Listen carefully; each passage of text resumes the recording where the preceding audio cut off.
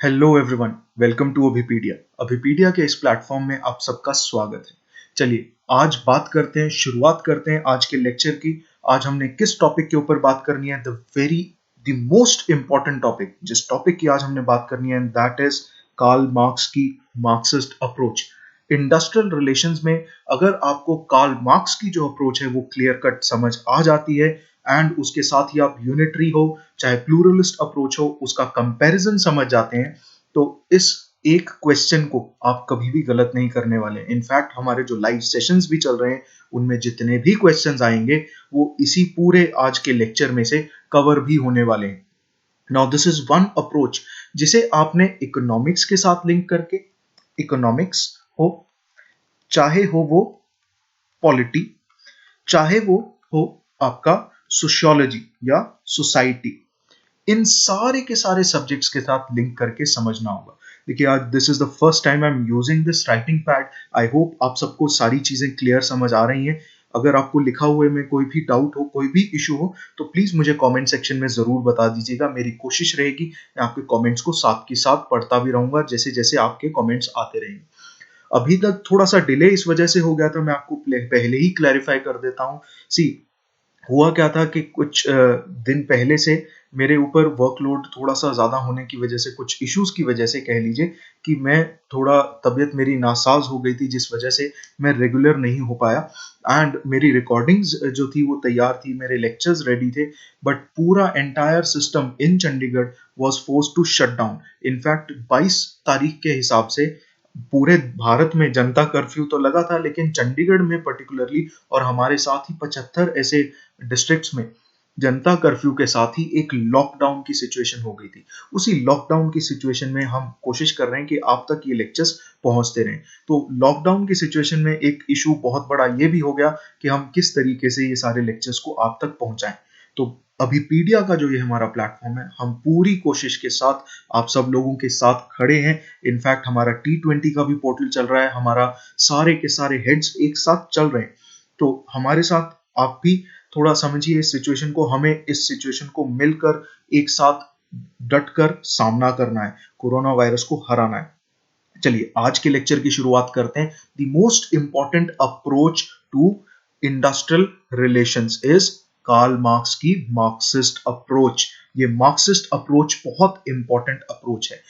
चलिए एक एक शब्द को समझते हुए चलेंगे, ये बहुत ही इलैबोरेट लेक्चर होने वाला है। इनफैक्ट इस एक लेक्चर के बाद मान लीजिए आपका कोई भी सब्जेक्टिव पेपर होता है, कोई भी सब्जेक्टिव पेपर होता है, उस सब्जेक्टिव पेपर में भी आप बहुत अच्छे से marks ले सकेंगे। This is the kind of content that I am going to deliver to you right now. In fact आप में से अगर कुछ लोग यूपीएससी सिविल सर्विसेज की भी तैयारी कर रहे हैं, तो सिविल सर्विसेज में भी आप चाहे GS4 की बात करें, चाहे आप GS3 की बात करें, GS2 की बात करें, ऑल दीज पेपर्स, इसमें मार्क्सिस्ट व्यू, मार्क्सिस्ट आइडियोलॉजी जो है वो बहुत पूछी जाती है। एंड मार्क्सिस्ट आइडियोलॉजी को अगर आप अपने आंसर्स में लिखते हैं तो वो डेफिनेटली मार्क्स एनहांस करेगा। तो ये सिर्फ और सिर्फ इंडस्ट्रियल रिलेशंस, ईपीएफओ के ईओ एग्जाम के हमारे ईपीएफओ के एग्जाम के लिए नहीं है, यूपीएससी का कोई भी एग्जाम होता है। इनफैक्ट कोई भी ऐसा एग्जाम होता है जहां पे आप सब्जेक्टिव आंसर भी लिखना चाहते हैं, वो भी कवर होगा। इनफैक्ट आज के लेक्चर के बाद आपको पता चलेगा जो प्रीवियस ईयर क्वेश्चन पेपर्स में से जो भी सवाल आए हैं, जो अप्रोचेस टू इंडस्ट्रियल रिलेशंस के ऊपर हैं, वो आज के लेक्चर को समझ के आप उसे सॉल्व कर पाएंगे। एंड किसी ने मुझसे ये बोला था कि सर आप ऑब्जेक्टिव क्वेश्चंस के लिए भी कुछ टाइम निकाल के रखा कीजिए सेशन के एंड में। तो मेरी ये कोशिश होगी आज के सेशन में नहीं, बिकॉज जैसे ही मुझे ये बात पता चली थी, जो वो डिमांड मेरे सामने आई थी, ये सेम कोशिश मैं नेक्स्ट लेक्चर से आपके साथ जरूर करूंगा। हम ऑब्जेक्टिव क्वेश्चंस की भी तैयारी साथ के साथ करने की कोशिश करेंगे। चलिए now let's talk about the Marxist view of industrial relations. सबसे पहली चीज, द प्राइमरी कॉन्फ्लिक्ट जो कार्ल मार्क्स कहता है वो है clash between the employer and the worker. Worker और एम्प्लॉयर के बीच में जो कॉन्फ्लिक्ट है, that is the primary target, that is the primary conflict. इसके ऊपर सवाल आता रहता है कि प्राइमरी कॉन्फ्लिक्ट, सेकेंडरी कॉन्फ्लिक्ट क्या है।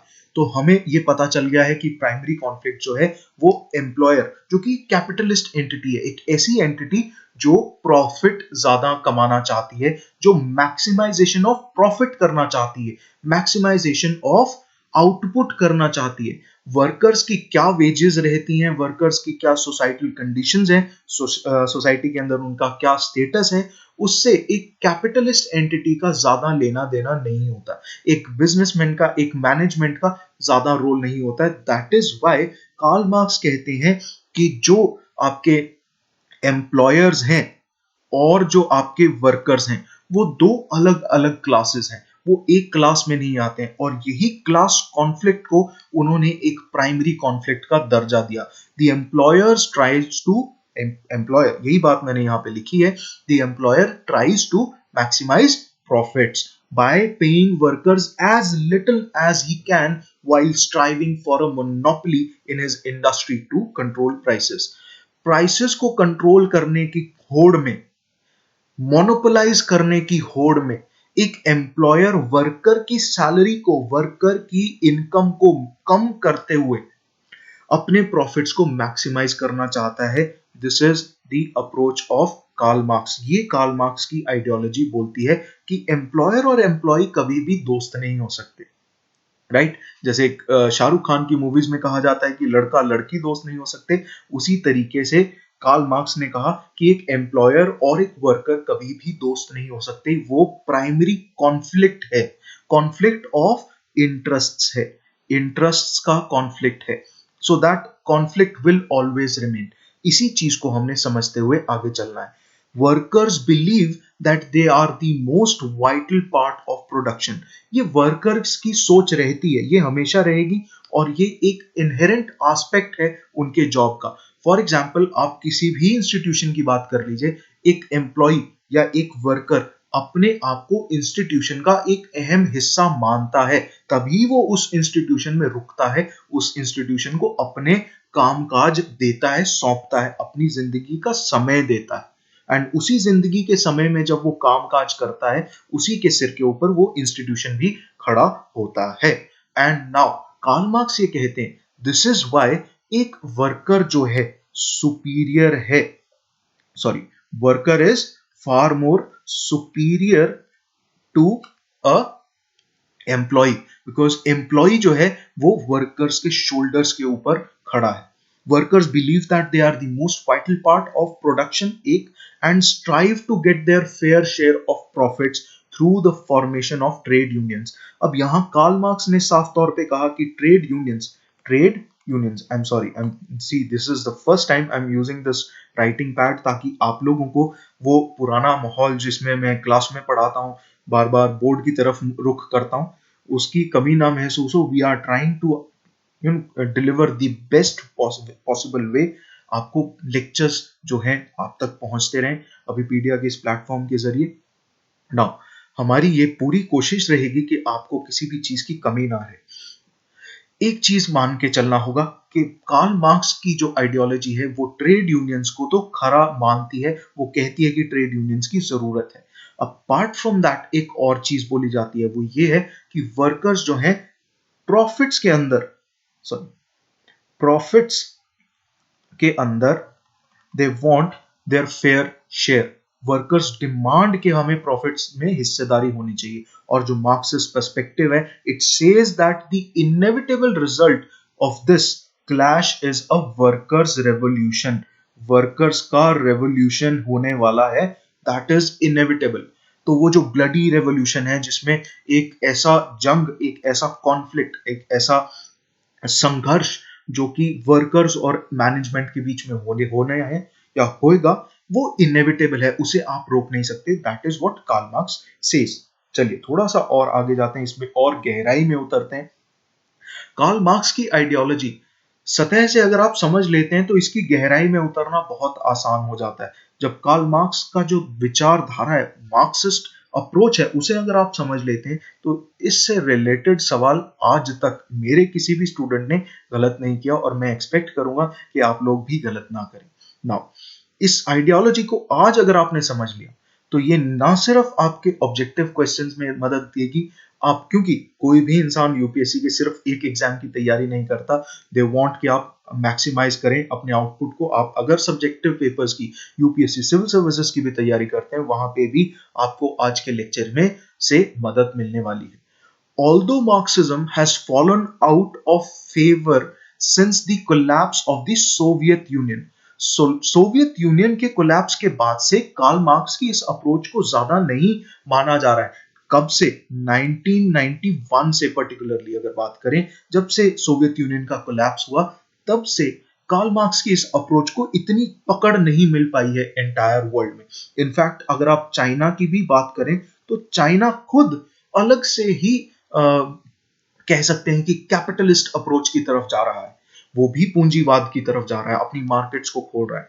अभी रिसेंट जो फियास्को है, अभी रिसेंट का जो इशू है, वो नोवेल कोरोना वायरस ऑफ 2019, उसको अगर हम छोड़ भी दें, तो चाइना, आप देखिए, जैसे पुराने समय में ब्रिटेन था, उसी तरीके से आज चाइना अलग अलग जगहों पे इन्वेस्टमेंट्स कर रहा है। तो कार्ल मार्क्स की आइडियोलॉजी आज की डेट में तो माना जा सकता है कि जगह नहीं पा रही है मेजॉरिटी ऑफ द इंस्टीट्यूशंस, जो कि स्टेट हेल्ड इंस्टीट्यूशंस है। स्टेट, राज्य व्यवस्थाएं जहां पे इंक्लूड होती हैं, जहां स्टेट आ जाता है, स्टेट का रोल आ जाता है, वहां पे पर्टिकुलरली कार्ल मार्क्स की आइडियोलॉजीज जो है वो ज्यादा काम नहीं कर पा रही हैं नाउ। लेकिन there are no signs of Marxist revolutions happening soon. In fact US की भी अगर बात करें, तो minimum wage remained at a mere $7.25, और अगर सालाना बात की जाए तो $15,000 सिर्फ, फॉर ओवर 10 years। वहां पे भी कार्ल मार्क्स की जो ये अप्रोच है, या मैं यहां से पढ़ के आपको बता रहा हूं, this is not an important figure, इस फिगर को याद रखने की जरूरत नहीं है। सिर्फ इतना समझना है कि कार्ल मार्क्स की आइडियोलॉजी एक बहुत ही एक्सट्रीमिस्ट आइडियोलॉजी है।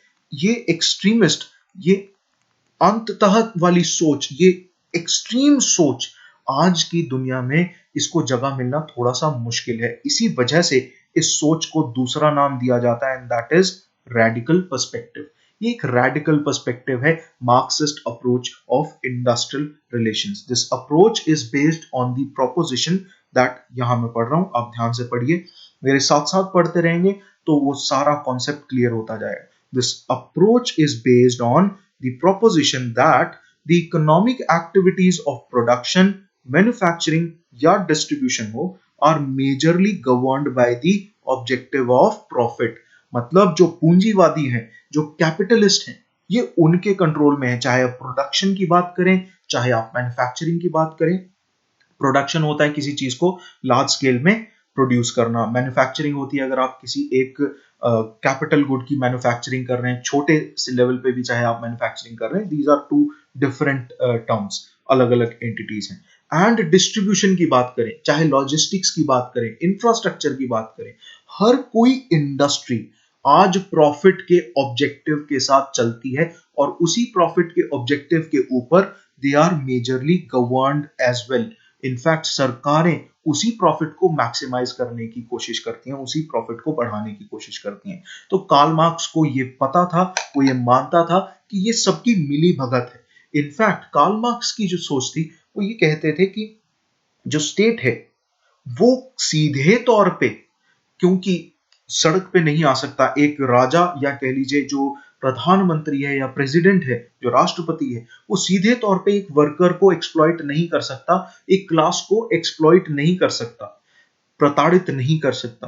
तो उसके लिए उसने एक एंटिटी क्रिएट की हुई है, लेजिस्लेचर ने एक एंटिटी क्रिएट की हुई है, जिसे हम एग्जीक्यूटिव का नाम से जानते हैं, वो है ब्यूरोक्रेसी। ब्यूरोक्रेसी जो है वो एक टूल है, एक जरिया है कि स्टेट अपने जंजाल में वर्कर्स को पकड़ के रखता है, जिसकी वजह से class conflict, according to Karl Marx, class conflict becomes the most important war, जो कि एक वर्कर को लड़नी जरूरी है। एंड एक वर्कर की रिप्रेजेंटेशन कैसे होगी? Through trade unions. तो ये कार्ल मार्क्स की सोच है। Marxists like प्लूरलिस्ट्स। अब ये जो चीज है, ये जो आप देख रहे हैं, जस्ट अ सेकेंड, नो, हाँ, ये जो चीज आप देख रहे हैं, ये मैंने बोल्ड में लिखी हुई है। This entire set of words. ये पूरा का पूरा फ्रेज ये बहुत इंपॉर्टेंट है, सीधे तौर पे इसके ऊपर एमसीक्यूज में सवाल भी आ सकता है। Marxists like the pluralists regard employers employees conflict as inevitable. Pluralist भी कहते हैं कि ये इनएविटेबल है, और कार्ल मार्क्स की भी सोच वाले ही कहते हैं कि ये इनएविटेबल है। ना, अगर प्लूरलिस्ट और मार्क्सिस्ट की सोच में से डिफरेंस हमने निकालना है तो वो डिफरेंस यहां निकल के आता है। जहां पे प्लूरलिस्ट की बात आती है, they believe that the conflict is inevitable in all organizations. Marxist जो हैं वो ये कहते हैं कि ये सिर्फ और सिर्फ it is a product of capitalist society. जहां पे कैपिटलिज्म है, जहां पे कैपिटलिस्ट सोच है, सिर्फ और सिर्फ वहीं पे ये क्लास कॉन्फ्लिक्ट आने वाला है। प्लूरलिस्ट कहते हैं कि ये सब जगह पे इनएविटेबल है, लेकिन मार्क्सिस्ट की अगर हम बात करें तो ये कहते हैं कि ये सब जगह इनएविटेबल नहीं है, सिर्फ और सिर्फ ये कैपिटलिस्ट जो इस सोच को, कैपिटलिस्ट सोच वाले लोग हैं, सिर्फ वहीं पे, सिर्फ उसी सोसाइटी में ये आपको देखने को मिलेगा। Adversarial relations in the workplace, मतलब ऐसे ऐसे संबंध, ऐसे आपसी संबंध जो एक दूसरे के बीच में खार पैदा करें। Adversarial relations in the workplace are simple one aspect of class conflict. ये सिर्फ और सिर्फ एक छोटा सा एक पहलू है क्लास कॉन्फ्लिक्ट का। It is only simply one aspect of class conflict. जो संघर्ष है, एक क्लास का कॉन्फ्लिक्ट है, उसमें सिर्फ एक पहलू है, एम्प्लॉयर और एम्प्लॉय के बीच में जो ये झड़प चल रही है। द मार्क्सिस्ट अप्रोच दस focuses on the type of society in which, type of society इस पे फोकस रखना है, इन विच एन ऑर्गेनाइजेशन फंक्शंस। एक ऑर्गेनाइजेशन, सोसाइटी किस तरीके की सोसाइटी में फंक्शन करती है। नाउ आपको याद होगा हमने यूनिटरी स्कूल ऑफ थॉट में भी और एचआर स्कूल ऑफ थॉट में भी, human relation school of thought में भी ये पढ़ा था कि जो ऑर्गेनाइजेशंस हैं वो they are made up of human beings से बनती हैं, और हर ह्यूमन बींग की साइकोलॉजिकल और उसकी सोशल नीड्स होती हैं। आपको याद होगा उसी में से ही हमने अगर आपको ध्यान है तो उसी में से ही हमने कॉमन या म्यूचुअल इंटरेस्ट निकाले भी थे। नाउ इसी चीज को आपने समझते हुए, सॉरी, इसी चीज को आपने समझते हुए आगे भी चलना है। नाउ अगर बात करें एडवर्सेरियल रिलेशंस की, अगर बात करें कार्ल मार्क्स की सोच की, तो वो ये नहीं कहता है कि एक ऑर्गेनाइजेशन को ऐसे होना चाहिए वैसे होना चाहिए। कार्ल मार्क्स की पूरी सोच जो है वो सोसाइटी को ट्रांसफॉर्म करने की कोशिश करती है।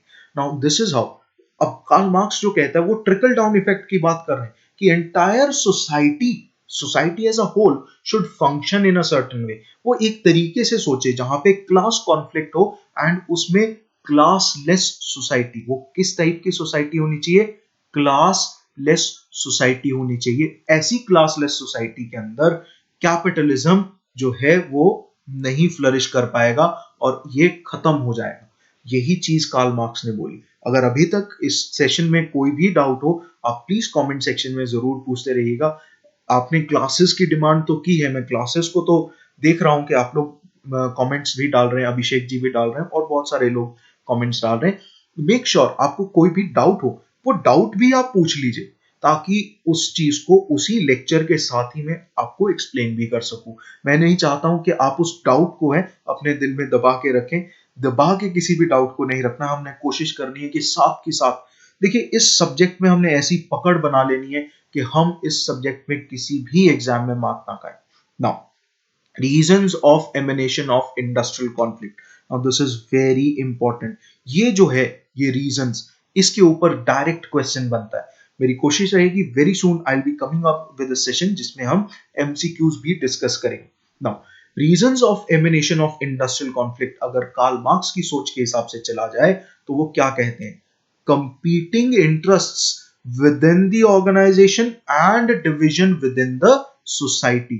मतलब पहली चीज क्या, this is the first aspect. पहला है कंपीटिंग इंटरेस्ट्स, मतलब एक मैनेजमेंट का और एक वर्कर का। आपको ध्यान होगा मैनेजमेंट और वर्कर मैंने ऐसे बनाया था, तो एम के ऑपोजिट उसकी मिरर इमेज होती है वर्कर, एंड कंप्लीटली ऑपोजिट होती है। तो यही चीज बोली है कार्ल मार्क्स ने। कार्ल मार्क्स ने भी ये बोला कि मैनेजमेंट और वर्कर का हमेशा ही एक कंपीटिंग इंटरेस्ट रहेगा। वो प्रॉफिट मैक्सिमाइज करना चाहेंगे, ये अपनी सैलरीज अपनी वेजेस को मैक्सिमाइज करना चाहेंगे, आसान काम करना चाहेंगे, एक कंड्यूसिव एटमॉस्फेयर चाहेंगे, एक क्लासलेस सोसाइटी चाहेंगे, डिस्क्रिमिनेटिव प्रोसेस कम चाहेंगे। इस तरीके से अपने खिलाफ जितनी भी प्रताड़नाएं हैं उनको कम करना चाहेगा एक वर्कर। नाउ दूसरा reason, now the second reason is division within the society. अब सिर्फ और सिर्फ अगर आप ऑर्गेनाइजेशन को देखें तो ये रीजन हो जाता है, लेकिन कार्ल मार्क्स, क्योंकि मैंने बताया था उसकी सोच, कार्ल मार्क्स जी की सोच जो है वो ब्रॉड थी, उसमें काफी सारी चीजें आती थी। इनफैक्ट सोसाइटी से निकल के एक ऑर्गेनाइजेशन की तरफ जाते थे, ना कि एक ऑर्गेनाइजेशन को संभाल के करते थे। अगर आप यूनिटरी अप्रोच की बात करें, अगर आप प्लूरलिस्ट अप्रोच की बात करें, ऑल दीज अप्रोचेस, ये सारी की सारी फोकस किस पे करती थी? ये फोकस करती थी ऑर्गेनाइजेशन के ऊपर। लेकिन कार्ल मार्क्स की जो सोच है वो सोसाइटी के ऊपर फोकस करके अल्टीमेटली वो ऑर्गेनाइजेशन की तरफ जाती है। तो बड़ा सोच के छोटी छोटी चीजों को ऑलरेडी इंक्लूड कर लें, इस तरीके से चलती है कार्ल मार्क्स की सोच। This is very important. ये एक हटके एक पहलू है कार्ल मार्क्स की अप्रोच का। बिटवीन दोज हु ओन और manage the means of production, मतलब सोसाइटी में कॉन्फ्लिक्ट है। मैंने आपको क्या बताया था? The very first thing that I told you, primary conflict क्या है? प्राइमरी कॉन्फ्लिक्ट यही है सोसाइटी में जो डिवीजन है, कि जो लोग मैनेज कर रहे हैं रिसोर्सेस को, मीन्स ऑफ प्रोडक्शन को, और वो लोग जो वहां पे they have only their labour to offer, skilled और अनस्किल्ड।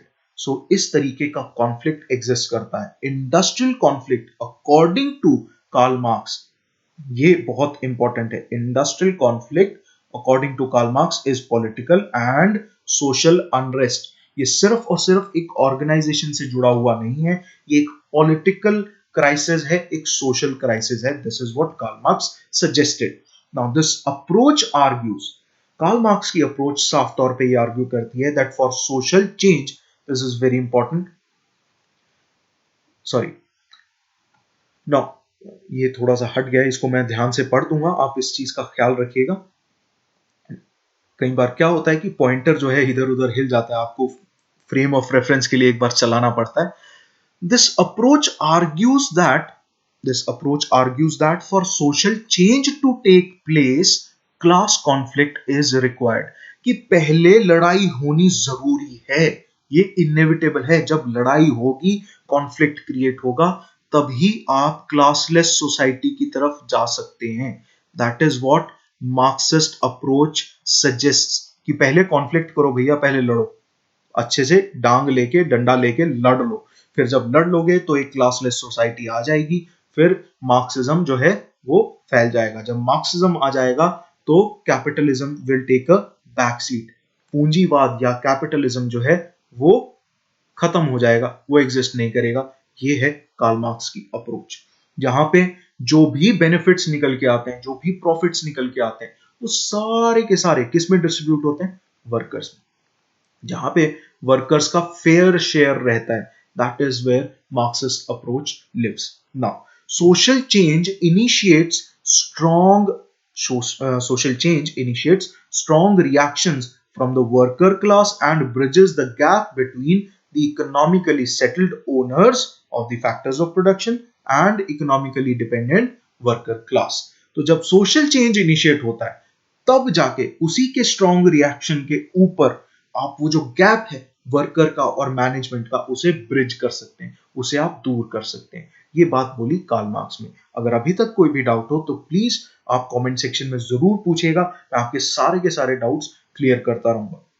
नाउ यहां पे जहां मैंने एरो लगाया है, दिस एंटायर स्टेटमेंट अपने आप में एक ऑब्जेक्टिव क्वेश्चन बनता है। दिस इज वेरी इंपॉर्टेंट, इसीलिए मैंने यहां स्टार लगाया था।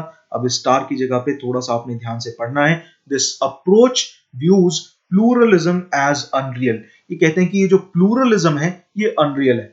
प्लूरलिज्म को अगर आपने समझना है, जो प्लूरलिस्टिक स्कूल ऑफ थॉट है, उसे आपने ध्यान से समझना है, तो मेरा लास्ट लेक्चर जरूर देखिएगा, उसमें मैंने प्लूरलिस्ट अप्रोच को ध्यान से डिटेल में कवर किया है। अभी थोड़ा सा रेफरेंस के लिए आपको ये बता देता हूं, प्लूरलिस्ट अप्रोच जो बात करती है वो थोड़ा somewhat similar to Marxist approach बात करती है, लेकिन डिफरेंस यहां आ जाता है जहां पे वो मैनेजमेंट के यहां पे अथॉरिटी को माने ना माने, वर्कर्स को अथॉरिटी दे ना दे, लेकिन एक तो ट्रेड यूनियंस को मानना शुरू कर देती है, उसको लेजिटिमेट रिप्रेजेंटेटिव मानना शुरू कर देती है। लेकिन एक और चीज बोली थी मैंने, अगर आपको लेक्चर ध्यान से आपने सुना हो, वो था power. Concept of power emerged in pluralist approach. तो पावर हमेशा ही मैनेजमेंट के पास जाने वाली है, क्योंकि उसके पास मींस ऑफ प्रोडक्शन है, उसके पास पैसा है, उसके पास नौकरी देने का वो जज्बा है, वो पावर है। इस वजह से वो शक्ति उसी के पास जाने वाली है।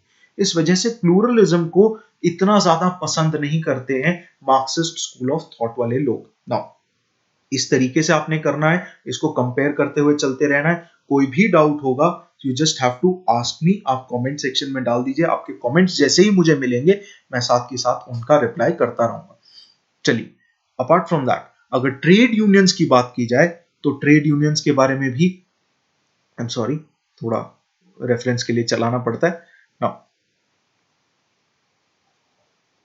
ट्रेड यूनियंस, या trade unions are seen both as labour reactions, ये लेबर का रिएक्शन भी है to exploitation by the capitalists, as well as a weapon to bring about the revolutionary social change. कि एक तो ये रिएक्शन है, एक तो ये रिएक्शन है, रिएक्शन को मैं शॉर्ट में ऐसे लिख देता हूं, नंबर वन पॉइंट, कि एक तो ये रिएक्शन है, दूसरा ये वेपन भी है, एक ऐसा टूल है जिसको यूज करके आप, I am talking about trade unions, trade unions ऐसा एक टूल भी है और ऐसा एक रिएक्शन भी है जिसको कैपिटलिस्ट के खिलाफ खड़ा हुआ देखा जा सकता है। दूसरा, उससे आप रेवोल्यूशनरी सोशल चेंज ला सकते हैं ट्रेड यूनियंस को यूज करके। This is what Karl Marx की approach said. Now concerns with wage related disputes are secondary, यही चीज तो मैंने सवाल में पूछी भी थी। अगर वेज रिलेटेड डिस्प्यूट्स की बात करें तो वो कार्ल मार्क्स के लिए सेकेंडरी है। कारण क्या है कि अगर वेजेस के ऊपर आप फोकस करोगे तो सिर्फ वेजेस सेट हो जाएंगी, लेकिन क्लासलेस सोसाइटी इमर्ज नहीं होगी। इस वजह से कार्ल मार्क्स ने क्या कहा कि अगर आप क्लासलेस सोसाइटी की तरफ जाते हैं तो धीरे धीरे वेजेस भी सही तरीके से सेटल हो जाएंगी, वो सेकेंडरी इशू है, बाकी सारी चीजें बाद में। पहले क्लासलेस सोसाइटी, पहले क्लास कॉन्फ्लिक्ट एंड बाकी सारी चीजें सेकेंडरी। चलिए, trade unions focus on improving the position of the workers within the capitalist system. Trade unions को मदद करनी होती है वर्कर्स की, and not to overthrow. Trade unions focus on improving the position of workers, workers की position को improve करना है within the capitalist system, and not to overthrow. इस चीज को आपने समझना है, वर्कर्स को वर्कर्स ही रहना है, वर्कर्स को मैनेजमेंट नहीं बनना है, मैनेजमेंट नहीं बनना है। लेकिन वर्कर्स की स्टेटस की अगर बात की जाए, उनकी पोजीशन की अगर बात की जाए, उसे बेहतर करना है ट्रेड यूनियंस का काम। ये चीज कार्ल मार्क्स ने समझी थी। फॉर मार्क्सिस्ट्स, कार्ल मार्क्स की आइडियोलॉजी मानने वाले लोग, ये सवाल भी बनता है, this is a very important question, in fact UPSC ये सवाल पूछ भी सकती है, जितनी भी स्ट्राइक्स हैं कार्ल मार्क्स के हिसाब से, मार्क्सिस्ट अप्रोच के हिसाब से, दे आर पॉलिटिकल, ना सोशल है, ना क्रिमिनल है, ना लीगल है, कुछ नहीं है, पॉलिटिकल है, अपने एजेंडा सॉल्व करने के लिए काम करती हैं। ट्रेड यूनियन का जो एजेंडा है उसी तरीके से वो एजेंडा सॉल्व करने के लिए, रिजॉल्व करने के लिए ये स्ट्राइक्स बनती हैं।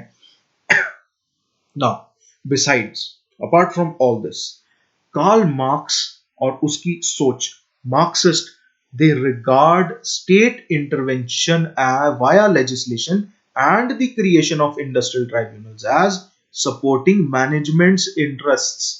Supporting management's interests, ये बहुत इंपॉर्टेंट लाइन है। तो कार्ल मार्क्स और मार्क्सिस्ट अप्रोच जो है वो एडजुडिकेशन का जो प्रोसेस है, एडजुडिकेशन का प्रोसेस पर्टिकुलरली, वो उसे नापसंद करती है। कारण क्या है कि वो मैनेजमेंट को सपोर्ट करने के लिए बनाया गया है, ऐसा मार्क्सिस्ट का मानना है। हमने इसी तरीके से बात भी समझनी है। Now apart from that, rather than ensuring a balance between the competing groups। एक बैलेंस लाने की कोशिश नहीं कर रहे। दिस इज समथिंग, ये वो नहीं लाना चाहते हैं, बैलेंस नहीं लाना चाहते हैं इंडस्ट्रियल ट्राइब्यूनल्स। कौन लोग कह रहे हैं? मार्क्सिस्ट कह रहे हैं, सब लोग नहीं, ये सच्चाई नहीं, ये मार्क्सिस्ट की सोच है। जो जिनकी सोच है उन्हीं के साथ आपने रखना है। जो मार्क्सिस्ट हैं उनका एक अलग कह लीजिए गैंग बना लीजिए, यूनिटरी वालों का एक अलग गैंग बना लीजिए, एंड उसी तरीके से प्लूरलिस्ट अप्रोच वालों का भी एक अलग गैंग बना लीजिए। इसी तरीके से आपने याद रखना है कि अच्छा कुछ लोग ऐसे हैं जो ऐसा सोचते हैं, वो उनको हम मार्क्सिस्ट कहेंगे, मार्क्सवादी कहेंगे। देन कुछ लोग ऐसे हैं वो यूनिटरी अप्रोच वाले हैं, कुछ लोग ऐसे हैं जो प्लूरलिस्ट अप्रोच वाले हैं। इसी तरीके से आपने इस पूरे प्रोसेस को समझना है। चलिए, this view is in contrast to the belief of the pluralists. ये बहुत इंपॉर्टेंट बात कह रहे हैं। This view is in contrast, बिल्कुल विपरीत है किसके? प्लूरलिस्ट के। प्लूरलिस्ट क्या कहते थे? They argued that state intervention is necessary to protect the overall interests of society. Pluralist सोच अगर आपको याद हो तो उसमें मैंने बोला था कि जो स्टेट इंटरवेंशन है वो वहां होगी जहां पे सोसाइटी के इंटरेस्ट को सेफ गार्ड करने की जरूरत है। तो यहां पे मार्क्सिस्ट कहते हैं कि स्टेट इंटरवेंशन तो कतई नहीं होनी चाहिए। एडजुडिकेशन का जो प्रोसेस है वो बैलेंस तो करता नहीं है, वो सिर्फ और सिर्फ मैनेजमेंट के हक में, मैनेजमेंट के इंटरेस्ट को बचाने की कोशिश करता है। चलिए, समझ आ गया जी इस स्लाइड में सारा कुछ? चलिए, कोई भी डाउट हो आप कमेंट सेक्शन में पूछ सकते हैं। To Marxists the pluralist approach is supportive of capitalism. ये बहुत इंपॉर्टेंट चीज है मार्क्सिस्ट के लिए। जो प्लूरलिस्ट अप्रोच है वो क्या चीज है? वो सपोर्टिव ऑफ कैपिटलिज्म है। और अगर यूनिटरी अप्रोच की बात करें वो अनाथमा है। अनाथमा क्या है? बेसिकली इट इज, वो नदारद है, उसका कोई पर्पस नहीं है, यूज नहीं है। मार्क्स, देखिए मार्क्सिस्ट जो है, आपको ये समझना होगा, वो सबकी तरफ एक टेढ़ी आंख से देखते हैं। जो कार्ल मार्क्स की अप्रोच वाले होते हैं, जो लेफ्ट विंगर्स होते हैं, वो उनको हर एक चीज में, अब ये इस चीज का बुरा नहीं मानना है, अगर आपकी सोच है भी तो आपने ये मान के चलना है, बिकॉज कार्ल मार्क्स उस समय में आए थे। आपको ये अगर ये आइडिया रहे कि वो कब आए एंड उनकी सोच परवान कब चढ़ी थी, that was during 1930s and before that, उससे पहले पूंजीवाद इतना गलत तरीके से चल रहा था, उसे हम बोलते हैं, अंग्रेजी में बोलते हैं क्रोनी कैपिटलिज्म। ये जो क्रोनी कैपिटलिज्म चल रहा था, इस क्रोनी कैपिटलिज्म का मतलब ये है कि बहुत गंदे तरीके का पूंजीवाद चल रहा था। वो गंदे तरीके का पूंजीवाद क्या था कि मैक्सिमाइजेशन ऑफ प्रॉफिट्स हो रहा था। ज्यादा से ज्यादा पैसा जो भी आ रहा था, वो जो एम्प्लॉयर था, जो नौकरी दे रहा था, जो मैनेजमेंट थी, उसकी तरफ जा रहा था। In fact rich were becoming richer and poor were becoming poorer. तो अमीर और अमीर होते जा रहे थे, गरीब और गरीब होते जा रहे थे। वो समय था, वो दौर था जब, कहां पे? जर्मनी में कार्ल मार्क्स जो है वो पॉलिटिकल हाइप में आते हैं। एंड उस दौर में इस चीज की जरूरत भी थी, सोच की जरूरत भी थी। आज एक वेलफेयर स्टेट हमारे आंखों के सामने चल रहा है। the entire set of countries, they have moved towards a welfare state, जहां पे लोगों के हित के लिए काम करना बहुत जरूरी है। इनफैक्ट उसमें हमारे यहाँ लीगल बाउंडेशंस भी हैं। इनफैक्ट डीपीएसपी में वेलफेयर स्टेट का कॉन्सेप्ट इनग्रेन्ड है भारत के संविधान के अंदर। उसके अलावा अगर आप ह्यूमन राइट्स की बात करें, फंडामेंटल राइट्स की बात करें, जितने भी ऑब्लिगेशंस स्टेट के ऊपर हैं, वो सिर्फ और सिर्फ स्टेट को एक वेलफेयर स्टेट बनाना चाहते हैं। चाहे वो सस्टेनेबल डेवलपमेंट गोल्स हो, चाहे वो पुराने एमडीजीज हो, और या फिर आपके नीति आयोग के एजेंडाज हो, जो कोई भी एसडीजी इंडेक्स जैसे नीति आयोग निकालता है। तो ये सारी की सारी चीजें आज एक वेलफेयर स्टेट के साथ जुड़ी हुई। कार्ल मार्क्स उस समय हुए थे, उनकी सोच उस समय परवान चढ़ी थी, जब जो मार्क्सिस्ट जो कैपिटलिस्ट थे, पूंजीवादी थे, वो बहुत गलत तरीके भी अपना रहे थे। वर्कर्स के साथ बहुत गलत हो रहा था, उनके साथ फेयर शेयर, उनको उनका जो फेयर शेयर है वो मिल नहीं पा रहा था। राइटिंग पैड पे थोड़ी सी राइटिंग गंदी है, थोड़ा, अदरवाइज अगर आप मेरे नोट्स देखेंगे तो मेरी हैंडराइटिंग इतनी खराब नहीं है। चलिए, एंटरप्राइज बार्गेनिंग, ये पूरा एक पैराग्राफ बहुत इंपॉर्टेंट है। ये डायरेक्ट इसके ऊपर सवाल आ सकता है। इस पूरे पैराग्राफ के आपने नोट्स भी बना लेने हैं, आपको पीडीएफ भी इसके साथ मिल जाएगी, कोई इशू नहीं है। इस पूरे सेशन के साथ आपको पीडीएफ भी मिलेगी। हमारी कोशिश होगी जल्द से जल्द आपको जो है सारी चीजें प्रोवाइड की जाए। एंटरप्राइज बार्गेनिंग हो, मतलब एंटरप्राइज के अंदर किस तरीके से बार्गेनिंग होनी चाहिए, चाहे वेज से रिलेटेड हो, चाहे वर्किंग कंडीशन से रिलेटेड हो, ये सारी चीजें। कोऑपरेटिव वर्क कल्चर की बात हो, मतलब जब एम्प्लॉय को छुट्टी की जरूरत है तो छुट्टी दे दी। एम्प्लॉय की पार्टिसिपेशन की बात हो, मतलब जैसे कैंटीन की कमेटी है कि आज खाना क्या बनेगा, मेस में खाना क्या बनेगा, वगैरह वगैरह, छोटी छोटी चीजें, वहां पे वर्कर्स की और एम्प्लॉयज की पार्टिसिपेशन होना and the like which help usher in cordial industrial relations are not acceptable to Marxists. They are not acceptable. जो भी cordial industrial relations बनाने के आपके मददगार चीजें हैं, वो सारी की सारी they are not acceptable. A very important question. अब हर अप्रोच का यही काम होना चाहिए कि वो इंडस्ट्रियल रिलेशंस जो जो भी हैं, industrial relations, sorry industrial relations, ऐसा हो जाता है जैसे ही मैं हाथ हटाता हूं वो फ्रेम ऑफ रेफरेंस हट जाता है, फिर ढूंढना पड़ता है, कोई बात नहीं। थोड़े टाइम की बात है, जैसे ही ये लॉकडाउन खुलता है, जैसे ही ये कोरोना वायरस का पूरा दाव, ये पूरा सिस्टम खत्म होता है, हमारी पूरी कोशिश होगी आपको उसी सेटअप के साथ वो क्लासेस देनी शुरू करें। अभी will have to make do with this arrangement. हमारी कोशिश होनी चाहिए ज्यादा से ज्यादा इस समय का फायदा उठाया जाए। ये वो समय है दोस्तों, ये वो समय है जब वो लोग ही काम कर रहे होंगे जो लोग अपनी जिंदगी में सक्सेस चाहते होंगे। वो एडवर्स, वो विपरीत परिस्थितियों में भी अपनी मेहनत नहीं छोड़ रहे होंगे। हम भी अपनी मेहनत नहीं छोड़ेंगे। चलिए, moving on to the next paragraph. Marxists are merely a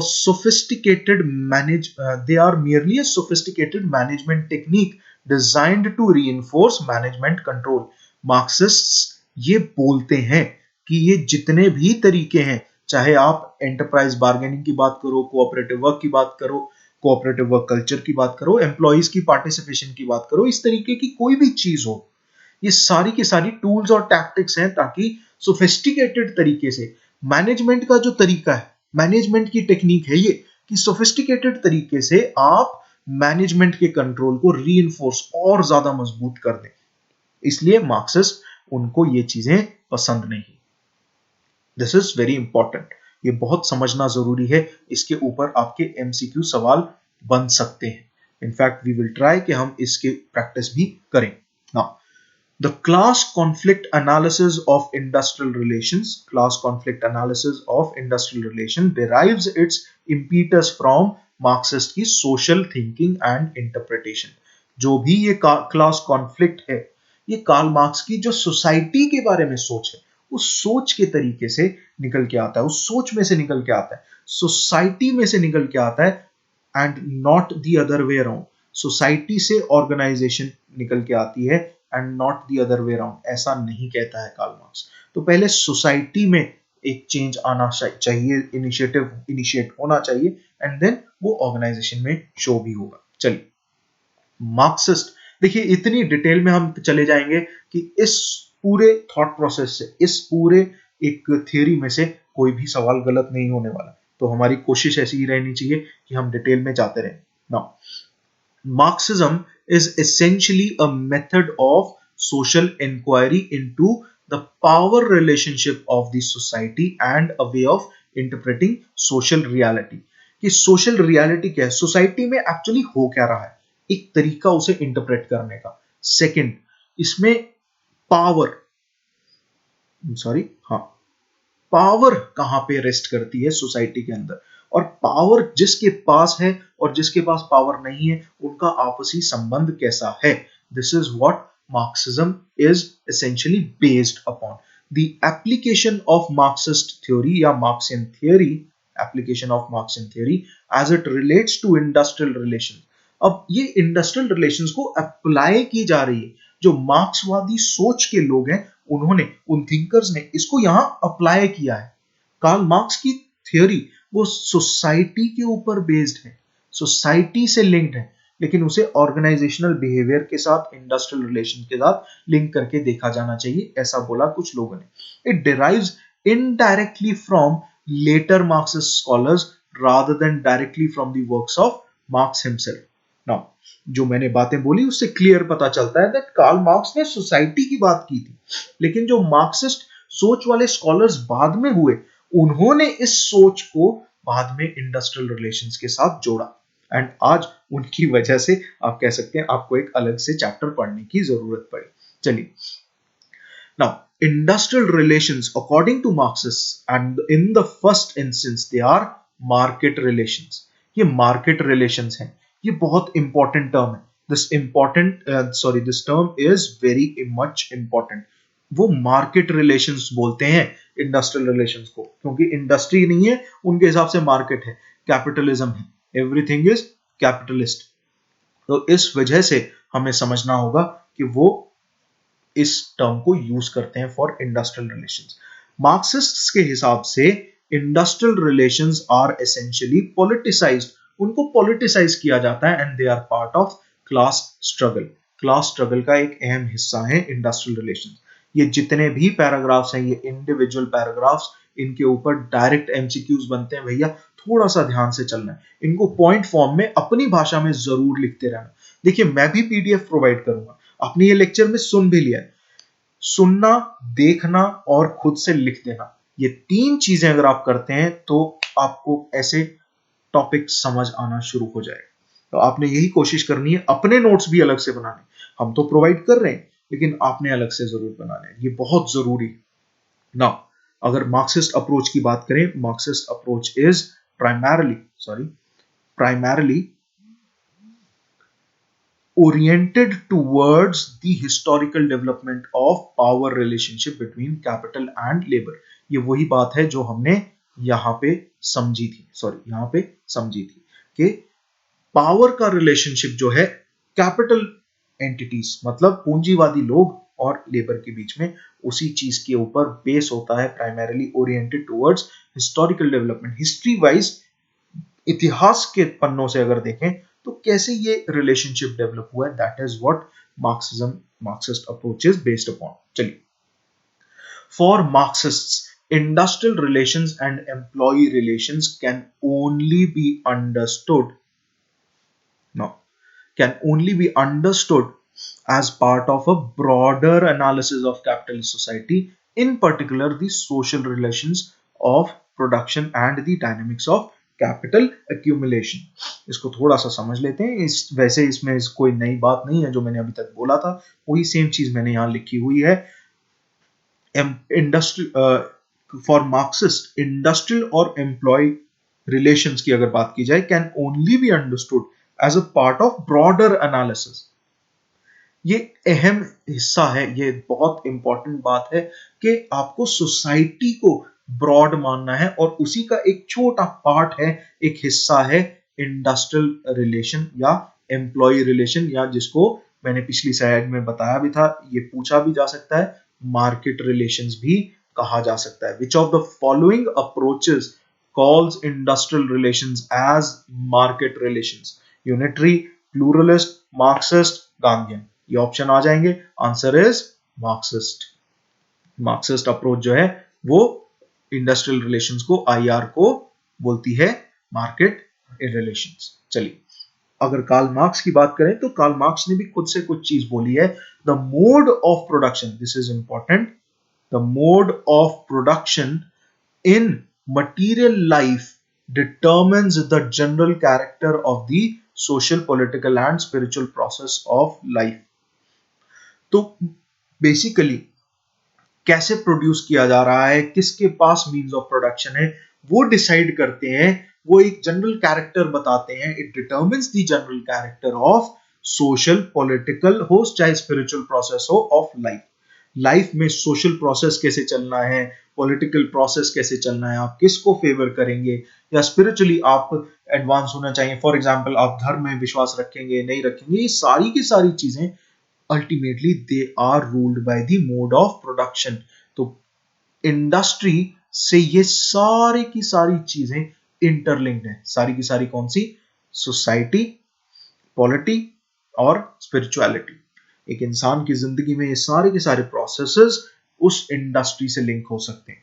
in this approach, Karl Marx की इस अप्रोच में industrial relations is equated with power struggle. This is important, this is very important, ये समझना है, इसको एक जगह पे लिख लीजिएगा कि पावर किसके पास रहेगी, क्या वो मीन्स ऑफ प्रोडक्शन कह लीजिए या पावर कह लीजिए, क्या वो एम्प्लॉयर के पास या मैनेजमेंट के पास रहेगी या फिर वो वर्कर्स के पास आएगी। This is very important. चलिए, apart from that, the price payable, the price यहां पढ़ रहे हैं हम, the price payable for labour is determined by a confrontation between the conflicting interests, कि एक लेबर को कितना खून बहाना पड़ेगा या एक लेबर को कितना नुकसान झेलना पड़ेगा ताकि उसके जो भी इंटरेस्ट्स हैं वो सेफगार्ड हो सके, वो डिटरमिन किए जाते हैं by a confrontation between the conflicting interest. पहले कॉन्फ्लिक्ट करना पड़ेगा।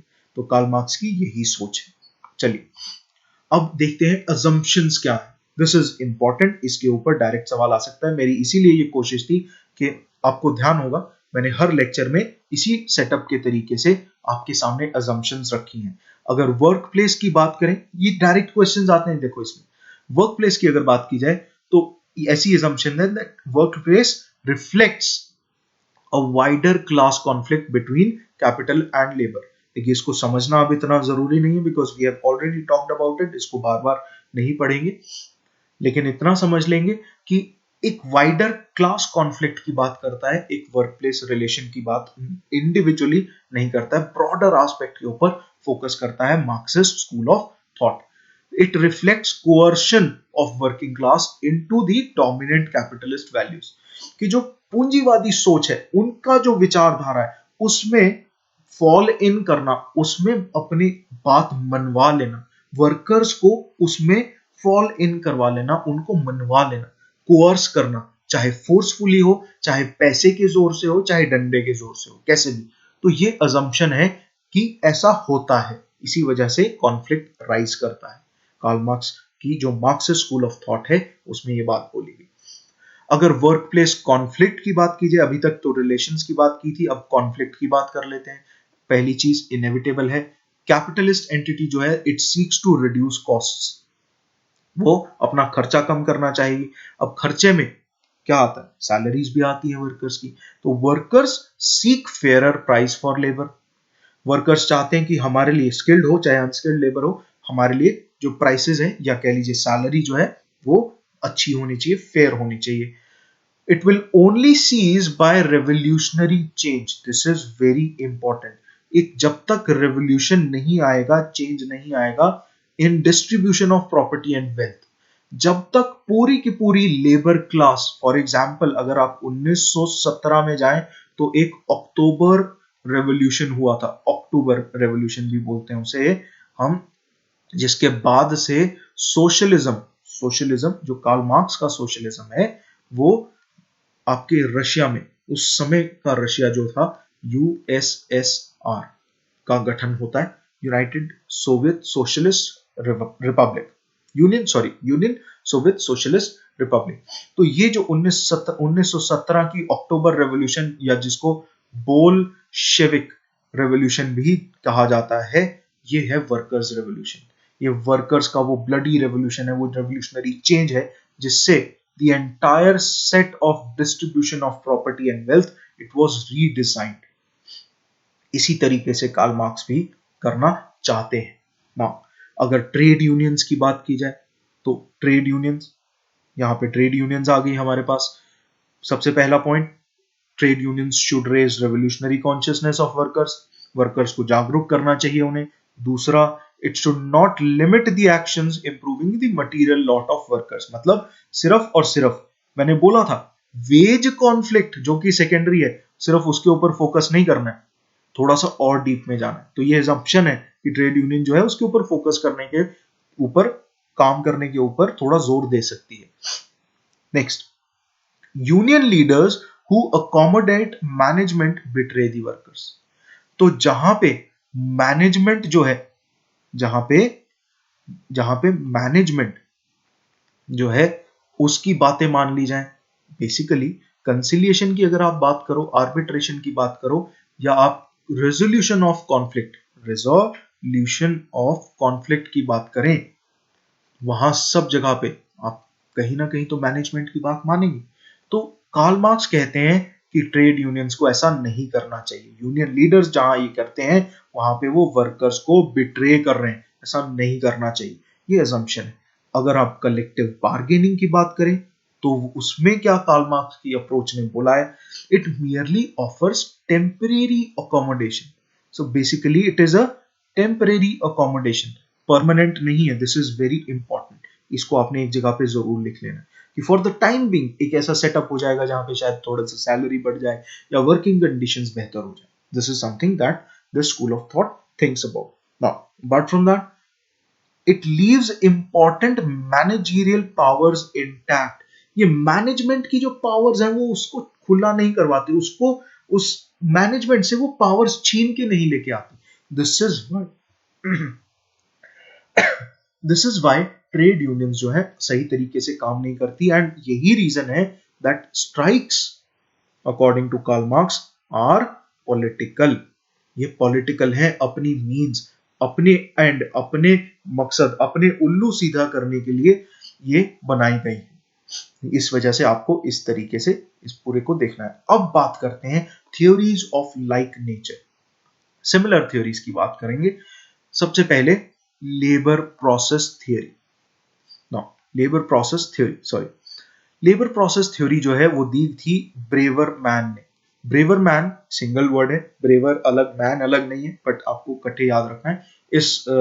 इस जुझारू, इस स्ट्रॉन्ग आर्मी ने, इस ब्रेवर मैन ने ये लेबर प्रोसेस थ्योरी दी थी। Frame of reference is Marxist, मतलब मार्क्सिस्ट अप्रोच को की सिमिलैरिटीज, उसमें से ये आइडियोलॉजी निकल के आती है। फोकस किसके ऊपर है इस पूरे थ्योरी के अंदर? फोकस है labours relationship with industrial processes, कि एक लेबर का इंडस्ट्रियल प्रोसेस में किस तरीके का रिलेशनशिप संबंध रहता है। नाउ आपको ये समझना होगा, मैं पहले ही बता देता हूं कि पहले आती है अप्रोच, और उस अप्रोच के अंदर हो सकती है बहुत सारी थ्योरीज, राइट, एंड बहुत सारी थ्योरीज में एक इंडिविजुअल कॉन्सेप्ट हो सकता है। तो अप्रोच बड़ी है, तो कोई पूछे तो आपको पता होना चाहिए अप्रोच एक होती है, उसके अंदर बहुत सारी थियरीज होती है। ठीक है जी, चलिए अब बात करते हैं इस थियरी में क्या क्या बातें की गई। ये 2 पैराग्राफ्स में इसको मैंने बांट दिया है। बहुत देखो, इसी लिमिट के अंदर अगर आपको पता भी चल जाए ना तो ये बहुत है। This is more than enough. In fact इसी में से सवाल आने के चांसेस होते हैं। इसी तरीके का आपने देखा होगा यूपीएससी ऐसे ही सवाल पूछने वाली। बात क्या करती है labour process theory? Improved technology. देखिए अगर इस वीडियो में, this is a test video, क्योंकि हम पहली बार इस सेटअप में ऐसी वीडियो बना रहे हैं, इस तरीके से लेक्चर को रिकॉर्ड कर रहे हैं। अगर कोई भी इशू आपको आता है, आप प्लीज मुझे साथ के साथ कमेंट सेक्शन में बता दीजिएगा। हमारी पूरी कोशिश रहेगी उसे अगली वीडियोस में हम ना आने दें। ठीक है जी, चलिए कोशिश कीजिएगा कि हमें बता दें आप, बिकॉज हम चाहते हैं कि कहीं पे भी कोई इशू ना आए। बट ये नए सेटअप में, होम सेटअप में, वर्क फ्रॉम होम चल रहा है जी, घर से काम, तो जब घर में बैठे हैं तो घर वाले भी अपना काम बताते रहते हैं।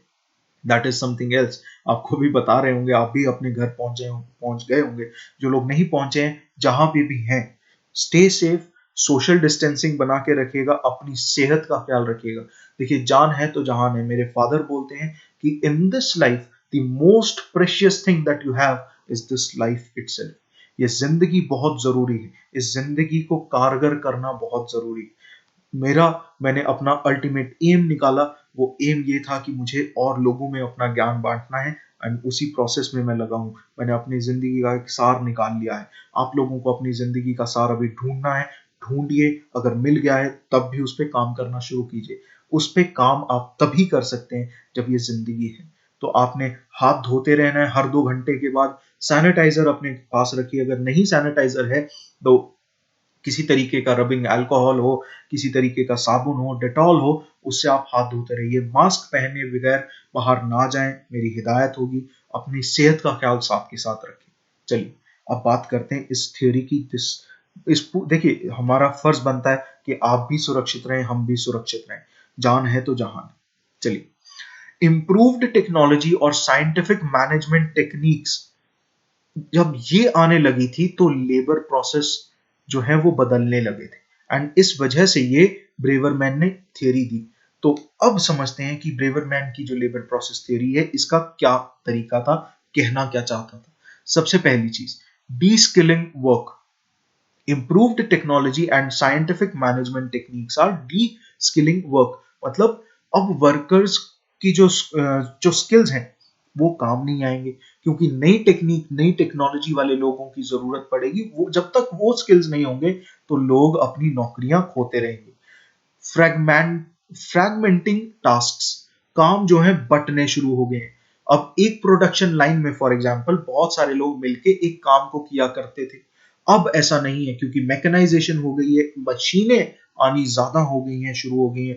रोबोट्स और आईटी, इंफॉर्मेशन टेक्नोलॉजी कह लीजिए, या ICT, particularly information communication technology की अगर आप बात करते हैं, तो उस वजह से काम जो है फ्रेगमेंटेड हो गया। फॉर एग्जांपल, आज स्टूडेंट टीचर का रिलेशनशिप इस स्क्रीन के जरिए पूरा हो रहा है। आप और मैं एक क्लासरूम में नहीं बैठे, लेकिन हम एक दूसरे के रूम में भी नहीं बैठे, एक बिल्डिंग में भी नहीं है, शायद एक शहर में भी नहीं है, फिर भी हम एक दूसरे से बात कर रहे हैं। इस वजह से ये फ्रैगमेंटेड टास्क हो गए ना। जैसे फॉर एग्जाम्पल, मेरा काम है वीडियो लेक्चर रिकॉर्ड करना, किसी और का काम होगा कि वो लेक्चर आप लोगों तक पहुंचा दे, एंड जहां पे आप उस लेक्चर को देखते हैं उसे भी मेंटेन करना किसी का काम होगा। तो ये काम बंटने शुरू हो गए। पहले ऐसा नहीं होता था, सब लोग एक दूसरे की मदद किया करते थे। तो ये चीज बोली। Apart from that, centralising knowledge in management, management की नॉलेज को सेंट्रलाइज करने की कोशिश हुई। इनफैक्ट एमबीए स्कूल्स सामने आने शुरू हो गए थे इस दौर में। Now apart from that, diminishing workers control of pace and conduct of work, अब स्पीड जो तय होती थी वो मशीन्स से होने लगी, सॉरी मशीन्स से होने लगी, तो वो वर्कर्स के कंट्रोल में नहीं रही। तो अगर स्ट्राइक होती है तो उसकी जगह पे नया वर्कर लगा दिया, या कैसे मशीन से काम करवा लिया, एक कमांड दे दी, उससे काम होना शुरू हो गया। तो ये कुछ चीजें थी जिसकी वजह से लेबर का entire process was changing, scenario was changing, क्योंकि नया दौर आ रहा था। नया दौर एक मूवी भी थी, वो बहुत पहले टाइम पे आई थी, बट ये नया दौर, ये नया एज, ये न्यू एज जो आई after Karl Marx, after mechanisation, after what, सबसे इंपॉर्टेंट टर्म है ये, after industrial third industrial revolution. तो उस समय का दौर था जब ये हुआ, एंड उस वजह से लेबर प्रोसेसेस बदलने लगे। तो ब्रेवरमैन ने ये थ्योरी प्रोपाउंड की थी। अब रिजल्ट क्या है? Labour is increasingly alienated, exploited, leading to resistance by organized and unorganized industrial conflict। इस वजह से, इस पूरे सिनेरियो की वजह से लेबर को एक कॉन्फ्लिक्ट के जरिए, एक कॉन्फ्लिक्ट के थ्रू निकलना पड़ेगा। तो ये चीज इनएविटेबल है। आपको पता चल रहा है कि एक एक्स्ट्रा एंगल देके ये मार्क्सिस्ट अप्रोच को ही बता रहा है। सो this is why Marxist approach की ये थ्योरी है, लेबर प्रोसेस थ्योरी। चलिए, इस थ्योरी का क्रिटिसिज्म या मार्क्सिस्ट अप्रोच का क्रिटिसिज्म भी देख लेते हैं। Criticism of various schools like Marxist, pluralists and others lies on the grounds that it, अभी तक के जितने भी स्कूल्स की है, थोड़ा सा कलेक्टिव है, मार्क्सिस्ट के लिए इन पर्टिकुलर है, it encouraged dependency and discouraged individual development. For example, अगर आप मार्क्सिस्ट स्कूल की बात करें तो ट्रेड यूनियंस के ऊपर डिपेंडेंसी की बात की जाती है। आप यूनिटरी स्कूल की बात करो या प्लूरलिस्ट स्कूल की बात करो तो वो मैनेजमेंट के ऊपर डिपेंडेंसी की बात करती है। तो हर एक जगह पे डिपेंडेंसी की बात की गई है, और इंडिविजुअलिज्म, एक इंडिविजुअल वर्कर की ग्रोथ होनी चाहिए, उसके ऊपर फोकस नहीं किया किसी ने। And it ignored the importance of technology is ignored and culture in industry. एक इंडस्ट्री का वर्क कल्चर होता है। For example, some of my students they worked with Amazon। Amazon का बहुत ही user friendly and yet aggressive, user friendly और एक aggressive approach है अपने एम्प्लॉइज के प्रति। जहां पे टाइमिंग एक बहुत इंपॉर्टेंट चैलेंज है, उनको टारगेट्स दिए जाते हैं। ऐसा बोला जाता है, माना जाता है दैट अमेज़न की जो वर्क एफिशिएंसी है वो सबसे ज्यादा है। अमेज़न की वर्क एफिशिएंसी सबसे ज्यादा है, इसी वजह से अमेज़न इतने ज्यादा प्रॉफिट्स निकालता है। इनफैक्ट जेफ बेजोस जो कि ओनर है हमारे अमेज़न का, अमेज़न प्राइम पे आप बहुत सारी चीजें देखते भी होंगे, he is one of the most rich, he is one of the richest people on the planet. तो ये चीज इसी वजह से पॉसिबल हुई है। तो ये एक क्रिटिसिज्म है सारे के सारे इन स्कूल्स ऑफ थॉट्स का, कि इंडिविजुअल की डेवलपमेंट की बात नहीं की गई।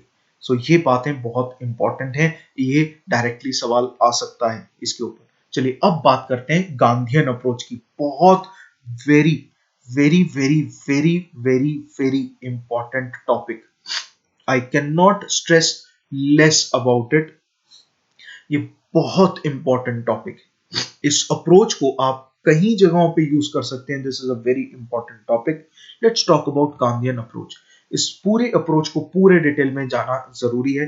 देखिए, मैं चाहता तो इसके लिए एक अलग अलग से लेक्चर बना सकता था, बट मैं कोशिश मेरी ये है, मेरी कोशिश ये है that what I should do, and आपको भी ये करना चाहिए, एटलीस्ट दो अप्रोचेस को कंपेयर करते हुए चलें।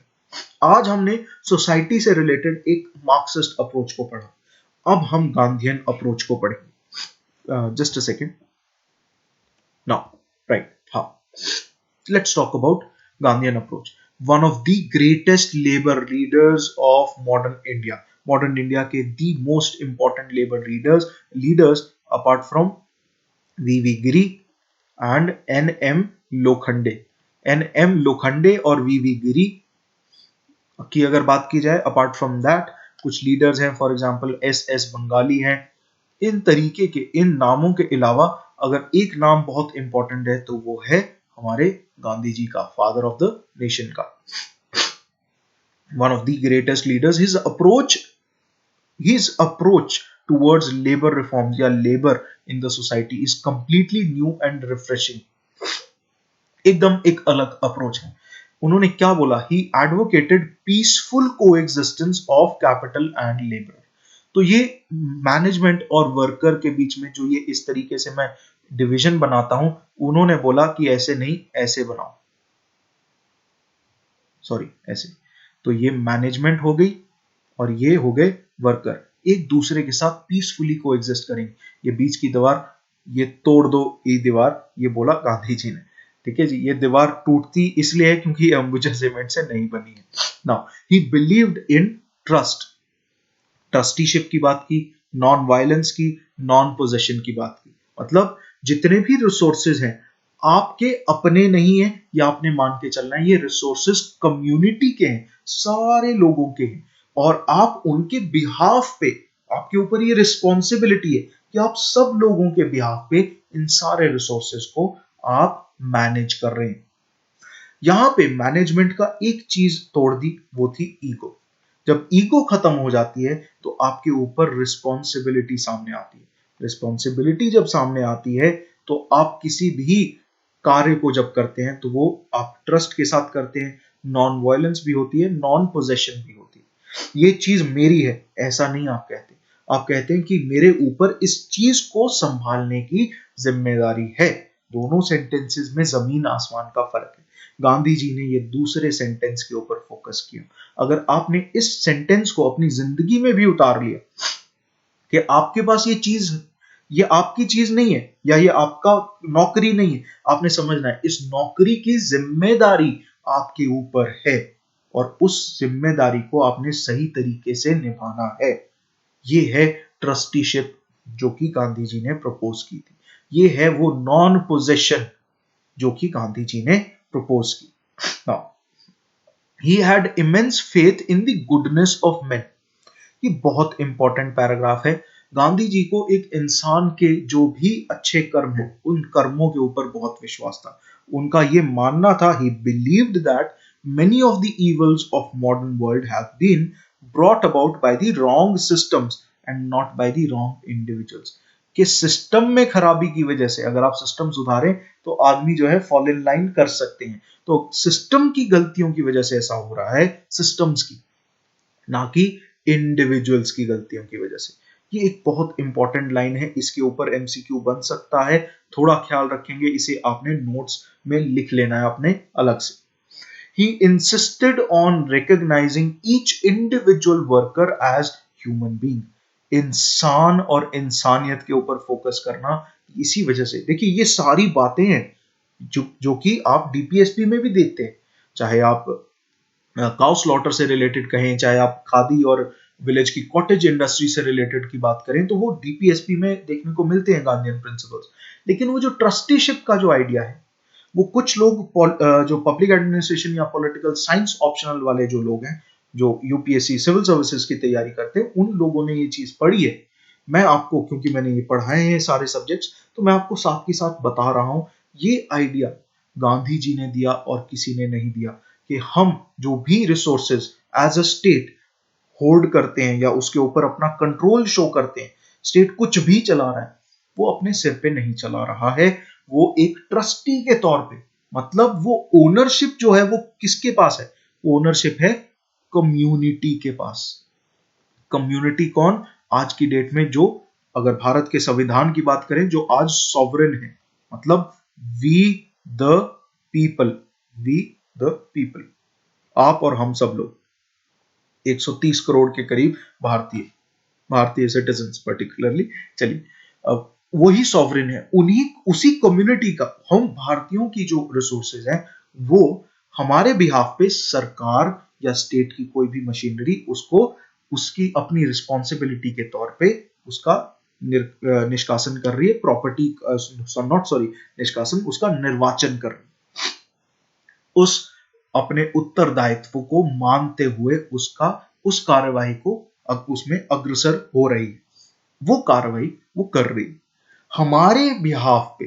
स्टेट जो है वो कंट्रोल कर रहा है रिसोर्सेस को। ये चीज अगर हमने समझ ली तो गांधी की सोच ऐसे चुटकी बजा के समझ आ जाएगी। कोई भी डाउट हो अभी तक तो आपने पूछ लेना है कमेंट सेक्शन में।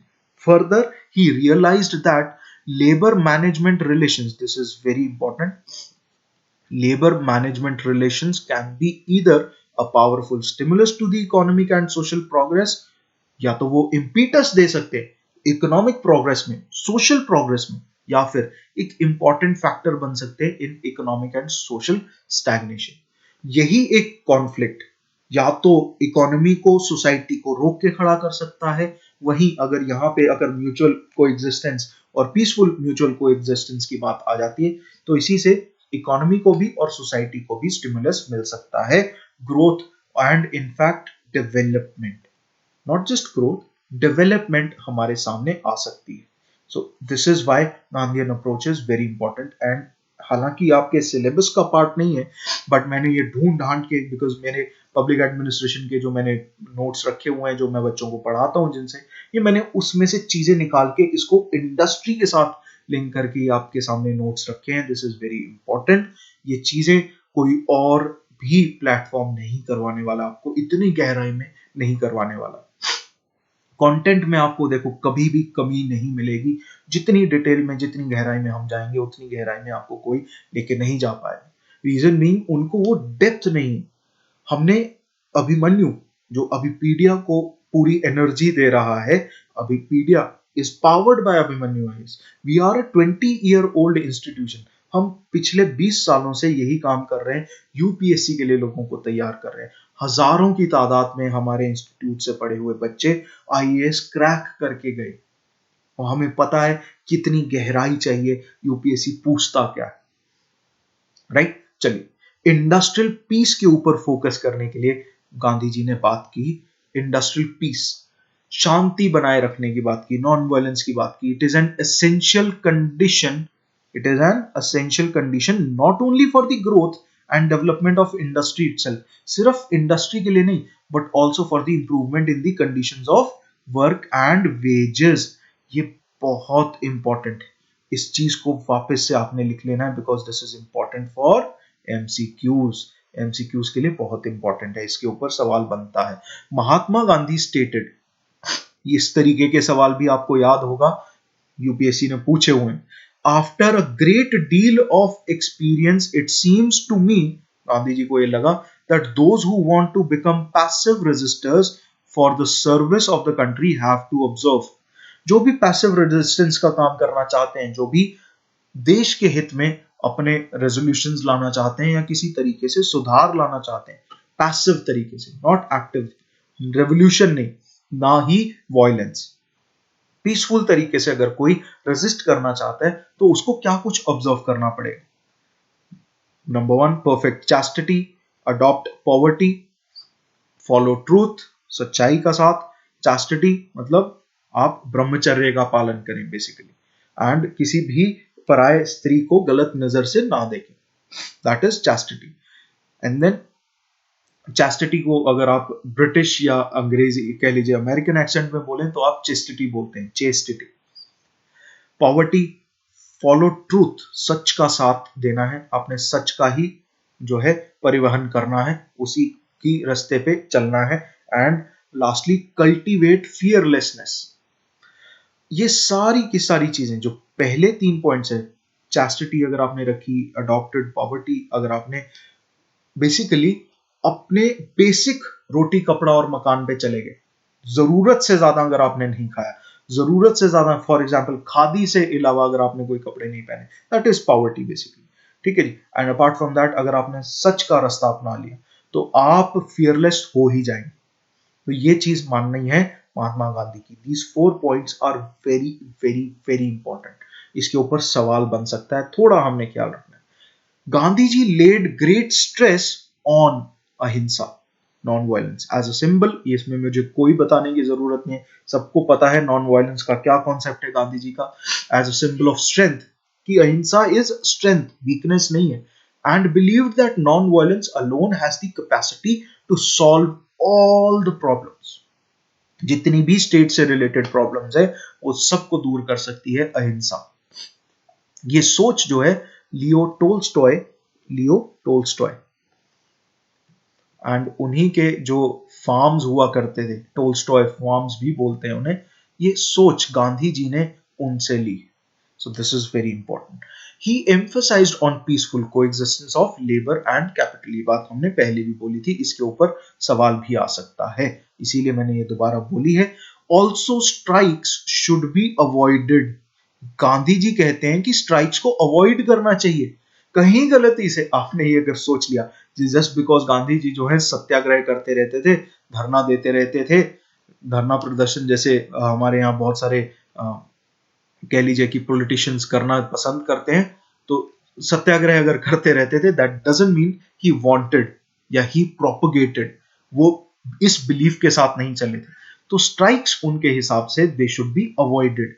एंड वॉलंटरी आर्बिट्रेशन मतलब अपनी मर्जी से एक सीट पे बैठिए, चाहे वो ट्राइब्यूनल हो, चाहे वो कंसिलिएशन ऑफिसर हो, किसी भी प्रकार का एडजुडिकेशन प्रोसेस हो, उससे आप जाइए और वॉलंटरीली आप उस मुद्दे को, उस कॉन्फ्लिक्ट को रिजॉल्व कीजिए। And it should be used whenever and wherever possible. ये गांधी जी की सोच थी।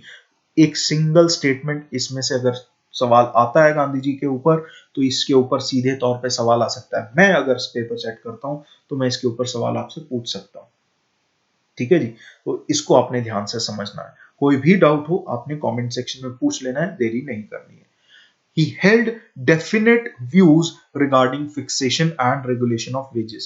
चाहे wages की बात हो, organization and functions of trade unions की बात हो, necessity and desirability of collective bargaining की बात हो, use and abuse of strikes की बात हो, strikes का मुद्दा हो, trade union का मुद्दा हो, labor के बीच में indiscipline का मुद्दा हो, workers participation in management हो, या conditions of work and living की बात हो, और ड्यूटीज ऑफ वर्कर्स की बात हो, उनके इन सब चीजों के ऊपर डेफिनेट व्यूज थे। मतलब इन सारी चीजों को आपने पीसफुल कोएग्जिस्टेंस के जरिए करना है। स्ट्राइक्स नहीं होनी चाहिए, ट्रेड यूनियंस की जहां जरूरत है वहीं काम करना चाहिए। स्ट्राइक्स जो है वो पॉलिटिकल मोटिव्स नहीं होने चाहिए। बेसिकली एक पीसफुल कोएग्जिस्टेंस का एटमॉस्फेयर क्रिएट करना है। यही चीजें गांधी जी ने बोली है। अभी तक जो भी चीज मैंने समझाई है, ये पूरा की पूरी स्लाइड उसका एक निष्कर्ष आप कह सकते हैं कि है। चलिए moving on to Gandhi ji की लाइफ टाइम में कुछ इंपॉर्टेंट चीजें हुई एंड उन्होंने जो भी रूल्स लेट डाउन किए उन सारी चीजों को अभी हम पढ़ेंगे। थोड़ा सा और वेट कर लीजिए। गांधी जी के बारे में डिटेल में करना बहुत जरूरी है, इसके ऊपर सवाल आने के चांसेस बढ़ जाते हैं क्योंकि 2019 सॉरी 2000 सॉरी हाँ जी 2019 की अगर हम बात करें तो इट वाज, हाँ यहाँ है हम 2019 की अगर हम बात करें, it was the 150th birth anniversary of Mahatma Gandhi. Gandhi ji की 150th बर्थ एनिवर्सरी थी एंड इनफैक्ट यूपीएससी ने सिविल सर्विसेज एग्जामिनेशन में भी इसके ऊपर सवाल पूछा था। नॉट कि ये 150th बर्थ एनिवर्सरी है, बट इससे रिलेटेड एक सवाल पूछा था। गांधी जी ने एक ऑर्गेनाइजेशन बनाई थी जो सिर्फ और सिर्फ कुछ किताबों में, चंद किताबों में थी। अगर आप डिटेल में हिस्ट्री पढ़ते हैं तो ही आपको मिलती है। अगर आप स्टैंडर्ड किताबें पढ़ते हैं, उनमें से निकालनी ढूंढनी थोड़ी सी मुश्किल हो जाती है। तो मैं जब हिस्ट्री वगैरह करवाता हूँ, जब हमारा इंस्टीट्यूशन हिस्ट्री करवाता है, तो हम उस डिटेल तक जाते हैं। आज भी हमारी यही कोशिश है, आप लोगों को भी इसीलिए इस डिटेल में लेके जा रहे हैं। Ahmedabad textile labour Ahmedabad textile labour association की एक अहमदाबाद स्ट्राइक भी हुई थी। उस स्ट्राइक से रिलेटेड इसमें से जो एक्सपेरिमेंट निकल के आया था, उस सोच को हमने समझना है। A unique and successful experiment of Gandhi, ये गांधी जी के one of the first experiments in India. उनके आइडियाज की इम्प्लीमेंटेशन का एक प्रोसेस जिसको देखा जा सकता था कि हिंदुस्तान में पहला कुछ ऐसे इंस्टांसेस हुए जहां गांधी जी ने अपनी सोच को इम्प्लीमेंट किया एंड देखा दैट वो पॉलिटिकल रेजोल्यूशंस, उस पॉलिटिकल सॉल्यूशन को निकाल के ला सकते हैं। तो इसी ग्राउंड पे हमने ये टेक्सटाइल लेबर एसोसिएशन के बारे में पढ़ना है।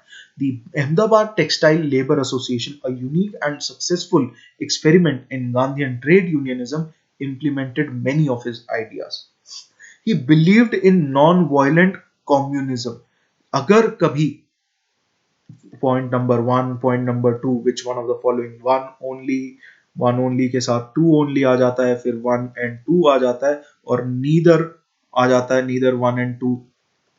तो इस तरीके के सवाल अगर आते हैं तो नॉन वायलेंट कम्युनिज्म में विश्वास था गांधी जी का। इस चीज को आपने याद रखना है। इस चीज का चाहे रट्टा लगा लीजिए, चाहे इसको अच्छे से समझ लीजिए, बिकॉज कारण क्या है कि मैंने आपको समझा तो दिया है। कम्युनिटी के बेसिस पे, कम्युनिटी की ओनरशिप के बेसिस पे, ट्रस्टीशिप के बेसिस पे गांधी जी ये सोच रखते थे। तो इस तरीके से आपने चलना है। ये फ्रेजेस इंपॉर्टेंट है, जितने भी मैं अंडरलाइन कर रहा हूं आपको बता रहा हूं, जोर देके, तवज्जो देके जो मैं आपको बता रहा हूं, उन चीजों को आपने ध्यान से कवर करना है। इफ कम्युनिज्म, गांधी जी ने ये कहा ताकि आपको समझ आ जाए, मैंने ये चीज यहां रखी हुई है। If communism comes without any violence, it would be welcome. अगर कम्युनिज्म में, जो कार्ल मार्क्स की मार्क्सिस्ट आइडियोलॉजी है, जो वो समाजवाद है या कह लीजिए कम्युनिज्म है, अगर वो बिना वायलेंस के आता है तो वो वेलकम है। गांधी जी को पता था कि उसके साथ वायलेंस आती है। दैट इज वाई, अगर आप ये हमारा ये पैराग्राफ पढ़ेंगे तो हमने साफ तौर पे लिखा है that non violent communism is welcome. Gandhi ji laid down certain conditions for a successful strike, कि स्ट्राइक सही करने का तरीका क्या है, मैं पहले ही बता रहा हूं, गांधी जी ने अलग से बताया। ठीक है जी, वो देख लेते। The cause of strike must be just, वो सही होना चाहिए, ऐसे जबरदस्ती नहीं होनी चाहिए। And there should be no strike without a grievance, मतलब जब तक कोई भी ऐसा इशू क्रिएट नहीं हुआ तब तक धक्के की स्ट्राइक नहीं होनी चाहिए। जैसे शाहीन बाग में हो रहा है, एक धक्का सा क्रिएट हुआ है। इनफैक्ट जब कोरोना वायरस का भी आउटब्रेक है तो they are not wanting to give it up.